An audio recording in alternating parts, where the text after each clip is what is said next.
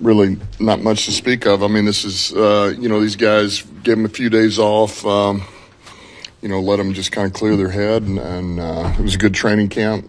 And then today's really more about just kind of intro to Green Bay, but more than anything is getting them moving again. Come lifting, running. We'll move them a little bit outside, do just, a short practice. And so that we're ready for tomorrow. Tomorrow will be our big day. So it's good to have them back. And here we go, man, 2025.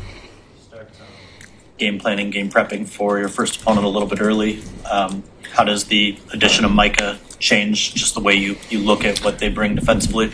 I don't know how much it'll change necessarily yet. We're not even into third down.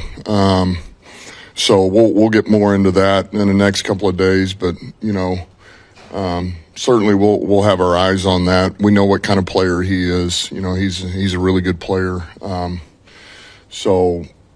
we'll have a plan. You noticed, or do you pay any attention to the bet bulletin board sort of talk? Right, some analysts have made Green Bay the favorite now. Vegas has in the division. What does that mean to you guys internally, and how much do you put that up on the bulletin board for the guys? No, we didn't. We haven't talked about any of that. I don't. Vegas has done what again? They did. Okay. Yeah. No, we. That's all. Listen, that's all good. To each their own, and we haven't talked about any of that. Like I say, we just kind of hit a little intro to their personnel, kind of some of the things we know we're going to like. It'll be a lot more of it tomorrow. So today is just kind of step one. Look, they got a good roster. They got good coaches over there. Competitive every year. This division is tough, as we've said, but we wouldn't want it any other way. And this is why you do it. You love this stuff, man, the competition that's involved in it. And game one out at Lambeau, love Lambeau, division game, the whole deal. So we're going to be looking forward to it. What's your confidence level that Shep and John are kind of ready for this moment, that everything you saw in training camp was kind of building up to this, and just your confidence level in those two kind of taking over for the first time? Yeah, it's high. It's high. I have a lot of confidence in both of those guys. I think they're going to do a good job, and I think our players are going to, they're going to pick up the slack and make us right when we're not. That's the beauty of our roster, man. We got guys that, the good players, but man, they put in the work, pretty detailed. They're smart, man. They work at it, and they'll find a way to make it right. And that's always going to give you a chance. Dan, as a head coach going into the season, what do you have to do to mentally prepare yourself for the ups and downs that you'll encounter over the next 5 to 6 months? Nothing. Just the, same thing you do every year, or, for as long as I can remember. You don't worry about what's there. You worry about what's right in front of you right now. There'll be things that happen. I did tell the team that there is every year. And you don't know if it's going to be early, in the middle of the season, it's going to be late, but we'll hit a rough spot. That's the nature of this game, and that's life. So we'll adapt. We'll adapt when it comes. You overcome. But, man, you stay the course. You just stay the course. You put the work in, and you tweak what needs to be tweaked. And, you find the substance in why things aren't a certain way, and you fix it. And it really is that simple. It's don't get caught up in all the other stuff. Just worry about what the controllables, control what you can control. Yeah, the team looking for a third quarterback, and if it is, are you looking more for a quarterback that's better than one game, or are you just looking for a guy to develop if you do add a third? I would say that we're looking for somebody that if we need them, we know they can run the show, that they can run the offense, they can process the information. I think more than can we find a guy to develop, that's unknown, all of those. I'd rather have a guy that, somebody that certainly if we're familiar with, or somebody you just know, they get in the game, they're going to get you in the right play, be smart with the football and all those things. Yeah, and this is the first time since you've been here that you guys open the season against the division opponent. You got 2 of them back to back. Does that change the preparation and mindset, if any? No, it doesn't. It's the same as it's been since I've been here. Step one was training camp, is getting them physically ready, their bodies ready for that first week, to endure 70 plays plus whatever that is, to be able to handle it. And then certainly the scheme that goes with it, versus the opponent. Like I say, they got good football players over there. They do a good job, no different than we do. They're trying to find ways to exploit you in all three phases. And so really it's no different, man. We know what this is, but this is game one, and you got to attack it the same way. Day one of training camp, you said you were focused, or you had a specific attention on the offensive line, getting your 5 set, and then building that chemistry. Just wondering, as we enter week one, how far do you think you've gotten in that path of getting the chemistry that you need? Well, I think they've come a long way, that's for sure.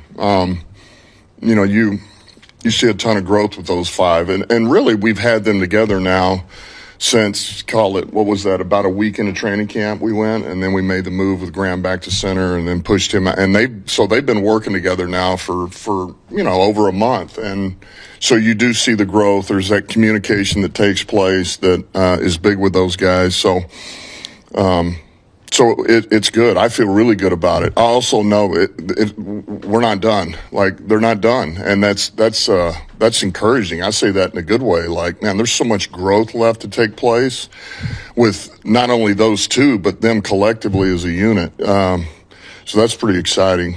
How much of a better sense do you have of Green Bay's defensive scheme after this past year with seeing Halfley twice?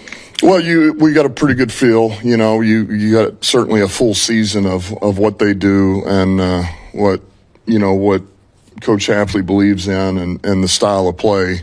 But there'll be wrinkles too. They're gonna want to probably bring some things in that are a little bit fresh and new on top of what they do. So you always got to be prepared for those. But we got a pretty good feeling of them, and they got a pretty good feeling of us. I mean, we have a new coordinator, but there's things that we're going to do that we believe in and aren't going to change that much. So, and certainly we're familiar with each other's personnel. That's really where it always will begin.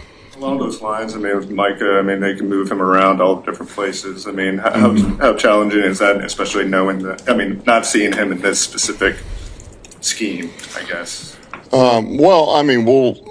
Whatever we had planned for Kenny Clark, we'll just have planned for Micah. So we'll do that, whether it's outside or inside. So, look, you got to be prepared, and they're going to find plays that they can use him where he can excel. And like I say, we'll have a plan.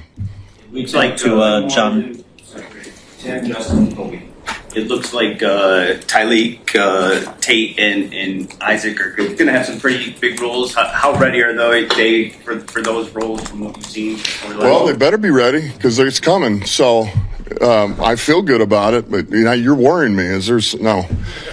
They're good. There's a place for them, and there's a role. Certainly, Tate, he's not coming off the field, so he knows where he's at. And then Tesla, that we'll find a place for him, to where we feel like we can use him. Certainly special teams, we see him playing too. And then Lovett. Lovett's got no different than all those guys. He's a rookie. He's got a lot of growth left, but we like the upside, and we'll see what we can do with him. Is there a place for him in this game? We don't know quite yet, but, whoever we take to the game, we want to use. That's kind of what I believe in. You don't want to waste reps if you can keep from it. When we talked to John Morton earlier this camp, he said he's going to call plays from the booth. Just wondering, what kind of input you have in that, if any at all, and is it just something where you trust your coaches to put themselves in the position where they feel the most comfortable? Yeah, I'm good with that. Between myself, and Brew and Scotty will be down there, and David Shaw. we will be good down there, and so I have no problem with that. He likes it up there. He feels like he can see everything, and that's the environment that I know he's always liked. And so that won't be a problem, you know. And like I say, we're on the headsets. I can still communicate up there. I can get to golf whenever I need to, you know. Not through the headset, but at least we'll be down there. So we should be good. You guys have started off the season with some big games the last 2 years now, going on 3 against KC. I mean, you guys had the playoff rematch with the Rams. How can the first week set the tone for what you guys want to do against a big-time opponent again? Well, yeah, I mean, everybody wants – man, you want to win the first one, right? I mean, it just – you feel like you get off, you know, on the right foot, man, and you get that first win under your belt. And I think that's big for anybody, you know. And then for us, man, you love it, right? I mean, this is, I bring it up. The problem is not getting too excited too early right now.